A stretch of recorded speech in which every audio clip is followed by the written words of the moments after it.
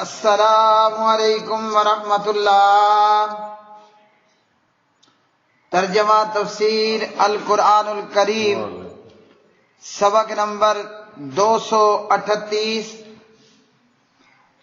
سورہ الانعام، آیت 46 تا 50، پارہ نمبر 7۔ اعوذ باللہ من الشیطان الرجیم۔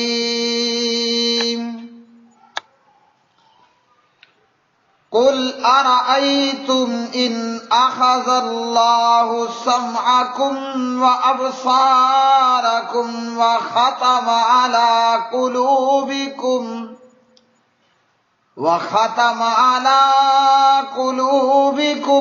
من الہ غیر اللہ یأتیکم بہ انظر کیف نصرف الآیات ثم هم یصدفون۔ قل ارأیتکم ان اتاکم عذاب اللہ بغتۃ او جہرۃ هل یہلک الا القوم الظالمون۔ وما نرسل المرسلین الا مبشرین ومنذرین، فمن آمن واصلح فلا خوف علیہم ولا هم يحزنون۔ والذین کذبوا بآیاتنا یمسهم العذاب بما كانوا یفسقون۔ قل لا اقول لكم عندي خزائن الله ولا اعلم الغیب ولا اقول لكم انی ملک ان اتبع الا ما یوحى الی۔ قل هل يستوي الاعمى والبصیر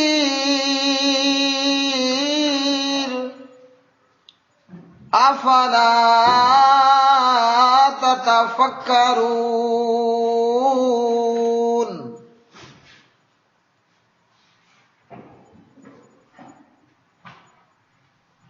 کہہ دیجئے، کیا تم نے دیکھا اگر اللہ تعالیٰ تمہاری سماعت اور تمہاری نگاہوں کو لے لے اور تمہارے دلوں پر مہر کر دے تو اللہ تعالیٰ کے سوا کون سا معبود ہے جو تمہیں یہ چیزیں لا دے؟ دیکھ ہم کیسے آیات کو پھیر پھیر کر بیان کرتے ہیں، پھر وہ منہ موڑ لیتے ہیں۔ کہہ دیجئے، کیا تم نے دیکھا اگر تم پر اللہ تعالیٰ کا عذاب اچانک یا کھلم کھلا آ جائے، کیا ظالم لوگوں کے سوا کوئی ہلاک کیا جائے گا؟ اور ہم رسولوں کو نہیں بھیجتے مگر خوشخبری دینے والے اور ڈرانے والے، پھر جو شخص ایمان لے آئے اور اصلاح کر لے تو ان پر کوئی خوف نہیں اور نہ وہ غمگین ہوں گے۔ اور جن لوگوں نے ہماری آیات کو جھٹلایا انہیں عذاب پہنچے گا اس وجہ سے کہ وہ نافرمانی کرتے تھے۔ کہہ دیجئے، میں تم سے نہیں کہتا کہ میرے پاس اللہ تعالیٰ کے خزانے ہیں اور نہ میں غیب جانتا ہوں، اور نہ میں تم سے کہتا ہوں کہ میں تو فرشتہ ہوں، میں پیروی نہیں کرتا مگر اس کی جو میری طرف وحی کی جاتی ہے۔ کہہ دیجئے کیا اندھا اور دیکھنے والا برابر ہوتے ہیں؟ تو کیا تم غور نہیں کرتے؟ قل کہہ دیجئے ارائیتم مجھے بتلاؤ، ان اگر اخذا چھین لے اللہ تعالی سمعکم تمہارے کان، وابصارکم اور تمہاری آنکھیں، وختم اور مہر لگا دے علی قلوبکم تمہارے دلوں پر، من تو کون ہے، الہ معبود غیر اللہ تعالیٰ کے سوا، یاتیکم جو لا دے تمہیں یعنی واپس کر دے تمہیں، بھی یہ چیزیں، انظر آپ دیکھیے، کیفا کس طرح، نصرف ہم پھیر پھیر کر بیان کرتے ہیں، الآیات آیتیں، ثم پھر بھی ہم وہ یصدفون اعراض کرتے ہیں۔ قل کہہ دیجئے ارائیتکم مجھے بتلاؤ، ان اگر اتاکم آ جائے تم پر عذاب اللہ تعالیٰ کا عذاب، بغتتاً یکا یک، او یا جہرتاً اعلانیہ، حل یہلکو تو نہیں ہلاک کیے جائیں گے، الا مگر القوم الظالمون ظالم لوگ ہی، وما نرسل اور نہیں ہم بھیجتے المرسلین رسولوں کو، الا مگر مبشرین بشارت دینے والے، ومنذرین اور ڈرانے والے، فمن پھر جو شخص آمن ایمان لے آئے، واصلح اور اصلاح کر لے، فلا خوف تو نہیں کوئی خوف ہوگا، علیہم ان پر، ولا ہم اور نہ وہ، یحزنون غمگین ہوں گے۔ والذین اور جن لوگوں نے، کذبوا جھٹلایا، بآیاتنا ہماری آیات کو، یمسہم پہنچے گا انہیں، العذاب عذاب، بما بوجہ اس کے جو کانو تھے وہ، یفسقون نافرمانی کرتے۔ قل کہہ دیجئے لا اقول نہیں میں کہتا، لکم تم سے، اندی کہ میرے پاس، خزائن اللہ تعالیٰ کے خزانے ہیں، ولا اعلم اور نہ میں جانتا ہوں، الغیب غیب، ولا اقول اور نہیں میں کہتا، لکم تم سے، انی کہ یقیناً میں، ملکن فرشتہ ہوں، ان اتبع نہیں میں پیروی کرتا، الا مگر، ما اس چیز کی جو، یوحا وحی کی جاتی ہے، الیہ میری طرف۔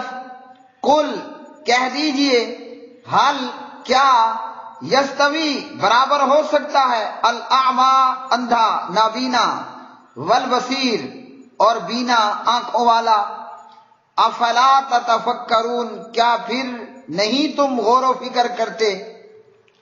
پیارے بھائی اور میری بہنوں، قرآن مجید فرقان حمید کی یہ آیات بینات اور آج کا سبق،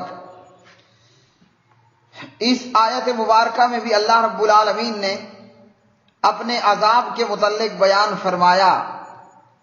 ایک تو یہ فرمایا کہ یہ جو اللہ نے تمہیں کان دیے ہیں، اللہ نے تمہیں دیکھنے کے لیے دل دیے ہیں، اگر اللہ رب العالمین ان کے اوپر مہر لگا دے، آنکھیں چھین لے، کان چھین لے، یعنی کان سننے کی صلاحیت سے محروم ہو جائیں، آنکھیں دیکھنے کی صلاحیت سے محروم ہو جائیں، اور دلوں پر مہر ہو جائے، تو اللہ کے سوا کون ہے کہ جو یہ چیزیں واپس تمہیں کرے۔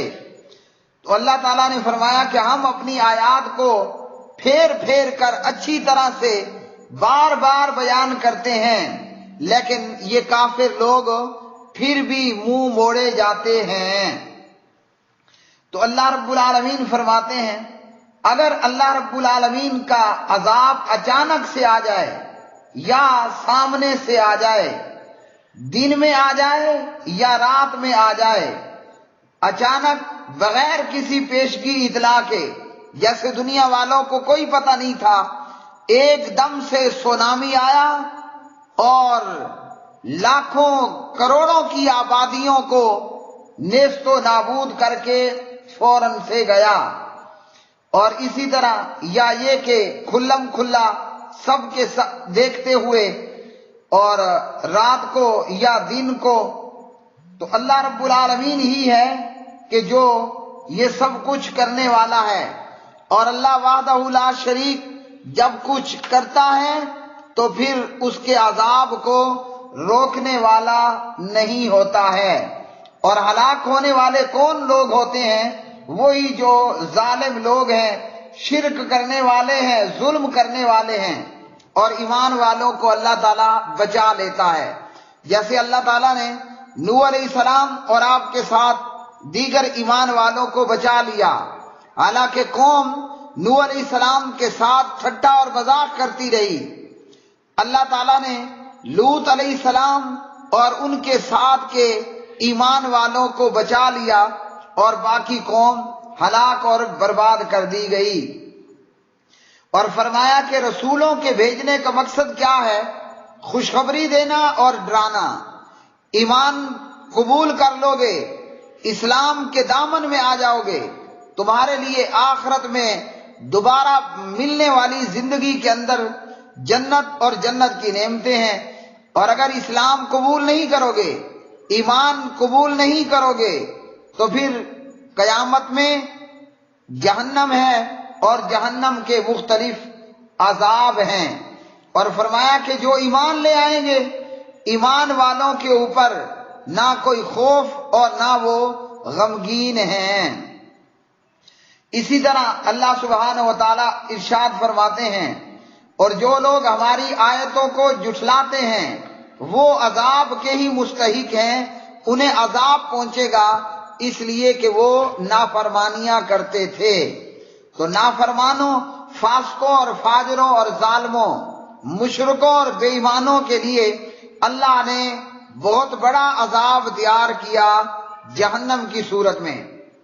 اس کے بعد اللہ سبحانہ و تعالی ارشاد فرماتے ہیں اپنے پیغمبر جناب حضرت محمد بن عبداللہ محمد الرسول اللہ صلی اللہ علیہ وسلم کو فرما رہے ہیں آپ ان سے یہ باتیں کہہ دو۔ کیا کہا؟ ان سے کہہ دو کہ میرے پاس خزانے کوئی نہیں ہیں۔ خزانوں کا مالک کون ہے؟ ایک اللہ۔ اولاد دینے والا کون ہے؟ ایک اللہ۔ مشکلیں دور کرنے والا کون ہے؟ ایک اللہ۔ مصیبت اور بیماریاں دور کرنے والا کون ہے؟ ایک اللہ۔ اور اسی طرح جو کچھ بھی دینے والا ہے وہ اللہ وحدہ لا شریک ہے۔ اس لیے کہنے والے نے کہا اللہ نہ دے گا تو پھر کون دے گا؟ رحمان نہ دے گا تو پھر کون دے گا؟ رحیم نہ دے گا تو پھر کون دے گا؟ غفار نہ دے گا تو پھر کون دے گا؟ الرزاق نہ دے گا تو پھر کون دے گا؟ تو کہا کہ ان سے یہ کہہ دو میرے پاس خزانے کوئی نہیں ہیں، اس لیے کوئی کسی لالچ میں میرے قریب نہ آئے کہ ہم آئیں گے تو ہمیں خزانے در خزانے مل جائیں گے۔ میرے پاس خزانہ کوئی نہیں ہے۔ حضرت ابراہیم خلیل اللہ علیہ الصلوۃ والسلام فرماتے ہیں وَإِذَا مَرِضْتُ فَهُوَ يَشْفِينِ، شفا دینے والا کون؟ ایک اللہ وحدہ لا شریک ہے۔ شفا اسی کے ہاتھ میں ہے اور مصیبت کو دور کرنا اسی پاک پروردگار کے ہاتھ میں ہے۔ اور لوگ کسی اور کو کہیں کہ جناب کوئی بت، کوئی مورتی اور کوئی قبر والا اور کوئی شفا دے گا، تو نہیں۔ ابراہیم علیہ السلام نے اس بات کو بڑے واضح طور پر بیان فرما دیا کہ جب میں بیمار ہوتا ہوں تو مجھے شفا کون دیتا ہے؟ اللہ وحدہ لا شریک۔ اچھا، اس کے بعد زندگیاں دینے والا کون ہے؟ پیدا کرنے والا کون ہے؟ موت کے بعد زندگی عطا کرنے والا کون ہے؟ فرمایا قرآن مجید فرقان حمید کی آیات بینات، اور کھانا کھلانے والا کون ہے اور بخشش کرنے والا کون ہے؟ وہ سب ایک اللہ وحدہ لا شریک۔ الذی خلقنی فہو یہدین والذی هو یطعمنی ویسقین وَإِذَا مَرِضْتُ فَهُوَ يَشْفِينِ وَالَّذِي يُمِيتُنِي ثُمَّ يُحْيِينِ وَالَّذِي أَطْمَعُ أَن يَغْفِرَ لِي خَطِيئَتِي يَوْمَ الدِّينِ۔ یہ پارہ 19 سورہ شعراء کی آیات بینات ہیں۔ فرماتے ہیں جس نے مجھے پیدا کیا پھر وہی میری رہنمائی کرتا ہے اور وہی مجھے کھلاتا ہے اور پلاتا ہے۔ تو کھلانے والا کون؟ پلانے والا کون؟ اللہ وحدہ لا شریک۔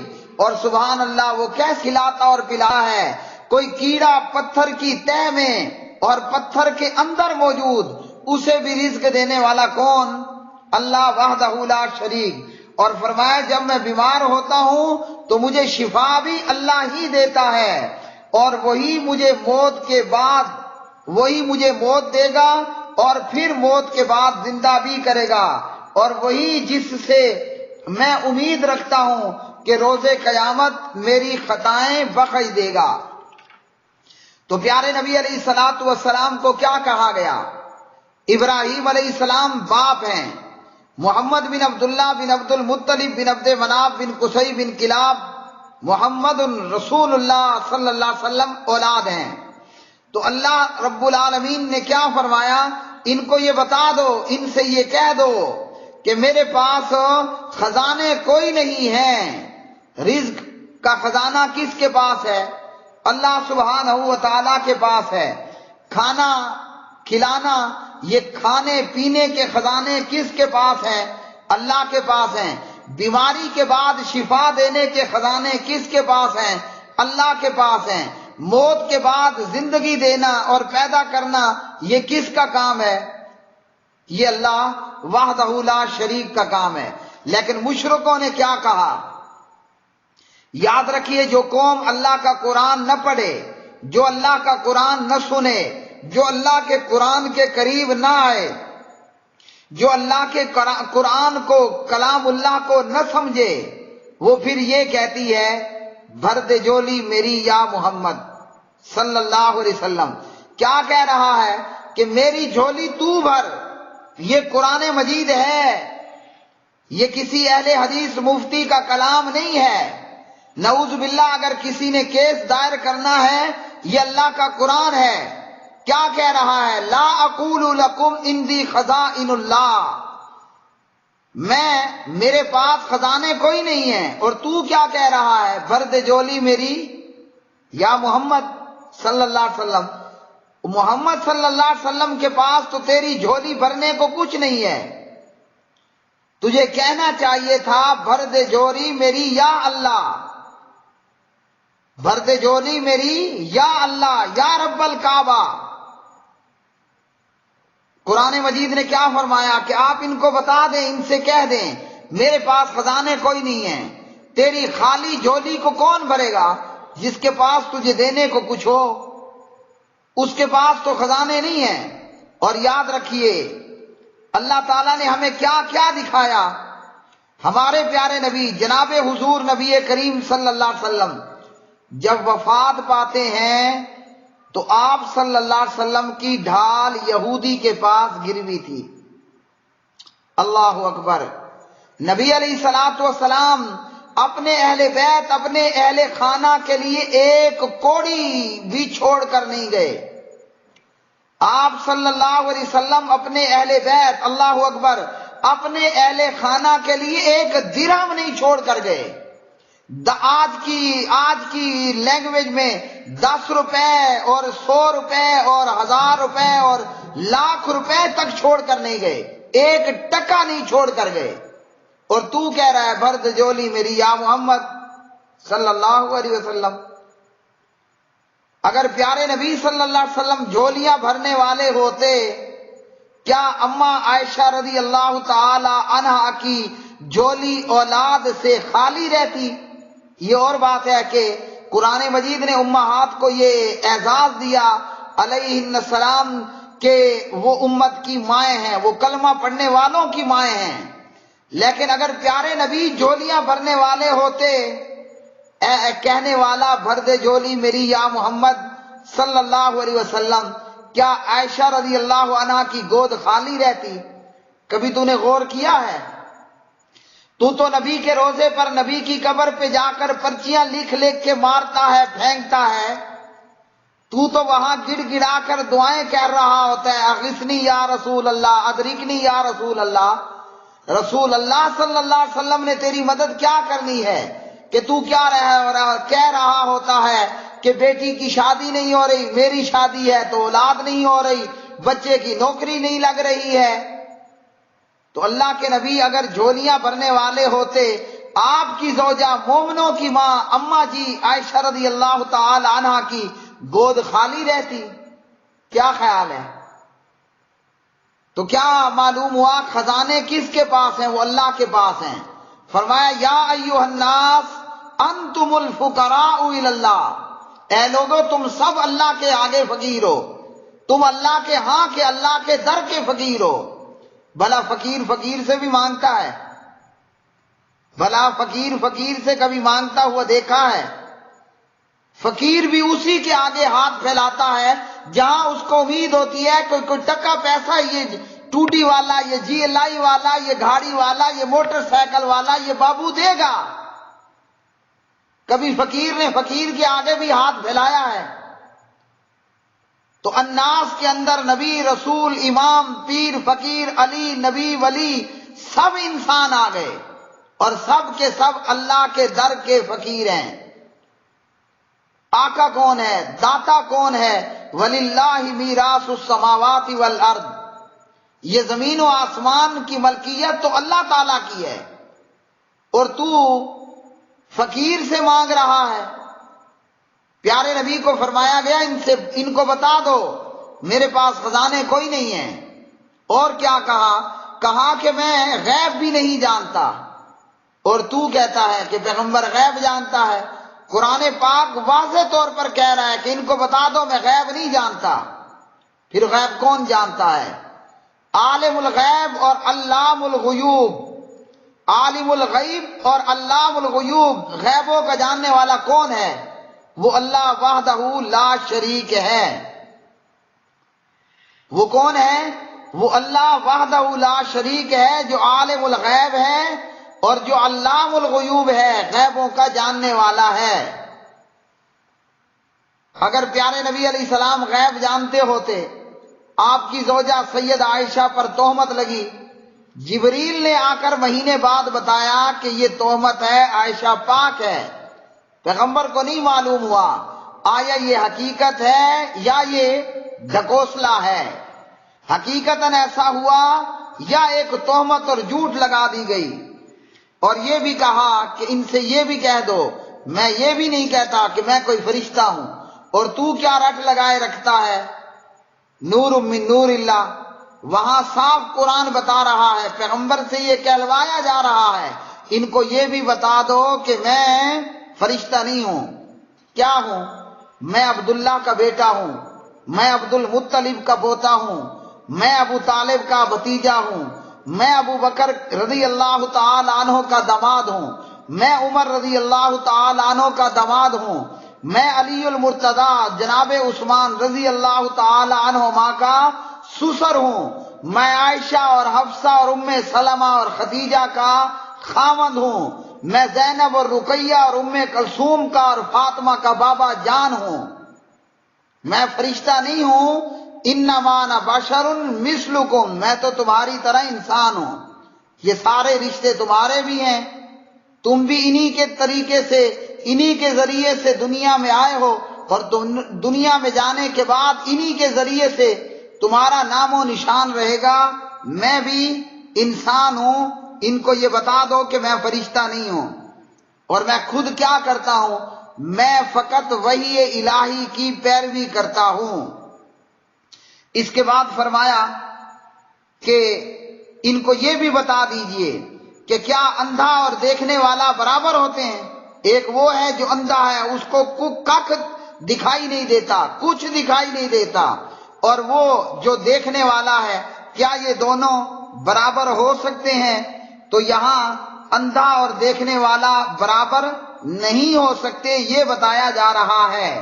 اندھے اور دیکھنے والے سے مراد دیکھنے والا جو حق والا ہے، اور جو اندھا ہے وہ باطل پرست ہے، جو اندھا ہے وہ کافر ہے، اور جو دیکھنے والا ہے وہ مسلمان ہے، اور جو دیکھنے والا ہے وہ عالم ہے، علم والا ہے، اور جو اندھا ہے وہ جاہل ہے۔ تو یہ باطل پرست اور حق والا، کافر اور مسلمان، جاہل اور عالم، یہ بتایا جا رہا ہے کہ یہ برابر نہیں ہو سکتے۔ تو جو ایمان لے آئے، پیغمبر کی پیروی کر لے، وہ دیکھنے والا ہے، اور جو ایمان نہ لائے اور پیغمبر کی نافرمانی کرے وہ اندھا ہے۔ حالانکہ ابو جہل کی آنکھیں تھیں، وہ اس کو دکھائی دیتا تھا، لیکن در حقیقت وہ کیا تھا؟ وہ اندھا تھا۔ وآخر دعوانا ان الحمد للہ رب العالمین۔